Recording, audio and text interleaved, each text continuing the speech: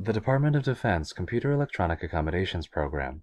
Support, equip, empower. Welcome to Part 3 of CAP's training about disability etiquette. Individuals who are blind or have low vision.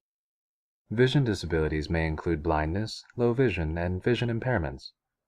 The following tips are specific to interacting with individuals who are blind or have low vision. Individuals who are blind. Before you make physical contact with a person who is blind, tell him or her your name and role if appropriate. In meetings or other group settings, be inclusive. Introduce your coworker who is blind to others who are in the room. Again, don't forget to tell him or her the person's role and title or rank, if appropriate.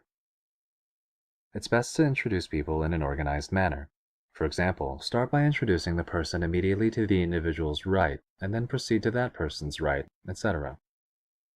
If you are helping to guide a person who is blind with a guide dog or cane, walk on the side opposite the dog or cane. Don't touch the person's guide dog or cane. The dog is working and needs to concentrate. The cane is a tool to allow the individual to feel their surroundings for navigation and is part of the individual's personal space. If the person using the cane places it against the wall or on the floor, it's okay to let him or her know if it poses an impediment for others. Don't move the cane without asking first. Okay, Joe, we're nearing the end of the hallway. When you are helping to guide a blind person, describe the setting, noting any obstacles, such as stairs, up or down. At the end of the hallway, we're going to go down 2 flights of stairs. Other obstacles may include revolving doors, half-open filing cabinets or doors, or objects protruding from the wall at head level. We're coming up on a tall plant near the wall to your right that has several branches protruding at head level.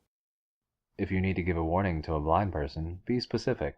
Shouting, "Look out!" does not tell a person if he or she should stop, run, duck, or jump. When providing directions, give specific non-visual information. Rather than take a right at the kitchen, say, walk forward to the end of this aisle and make a full right. If you need to leave a person who is blind, let the individual know. Joe, I'm getting ready to head out. Individuals with low vision. A person may have a visual disability that is not obvious, such as low vision. Good lighting is important for employees with low vision, but it shouldn't be too bright. Shiny paper or walls can produce a glare that disturbs people's eyes. Ask before you act. Individuals who are blind use their arms and hands to see. When providing assistance, ask first. Then extend your arm or offer your shoulder. Don't take his or hers, if the individual needs to be guided. If the individual needs assistance, he or she is likely to ask if they can place their hand on your arm or shoulder. Don't assume that a person who is blind needs assistance. Individuals who are blind know how to orient themselves and get around. Although they may use a cane or a guide dog, they are generally able to travel without assistance. Some individuals who are deaf, blind, have low vision, or who have traumatic brain injury, seizure disorder, or a range of other disabilities may use a service animal to assist them with daily activities.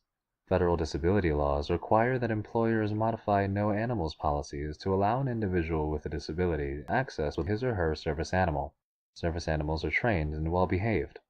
When a service animal is wearing its harness, it is working and should not be touched. Provide access. If a new employee is blind or has low vision, offer him or her a tour of your facility. If you plan to physically change your facility, even temporarily, notify your employees who are blind or have low vision of the changes beforehand. Be prepared to provide large print versions of printed materials with a clear font and adequate spacing to employees or coworkers with low vision. Avoid using all uppercase letters in written communication. Failure to do so may make it more difficult for individuals with low vision to distinguish the end of a sentence. For employees who are blind, ensure that electronic alternative formats or Braille documents are provided before a meeting or conference. It's a best practice, and it's the law. Labels and signs should be clearly lettered in contrasting colors. It's easiest for most individuals with low vision to read bold white letters on a black background. If the facility has Braille floor numbers at the elevators or room doors, be sure to inform employees who are blind. You can learn more about facility accessibility and architectural standards by visiting the U.S. Access Board's website at www.access-board.gov. Resources available from CAP. Learn about available assistive technologies for individuals who are blind or have a vision-related disability. CAP can help. Contact us at cap@mail.mil. You may also want to view CAP's online training, providing reasonable accommodations for people who are blind or have a vision disability, to learn about assistive technologies available to federal employees free of charge, such as tools to magnify hard copy and on-screen text, or scanners and screen readers which can output content as braille or speech. Go to www.cap.mil/newsevents/training.aspx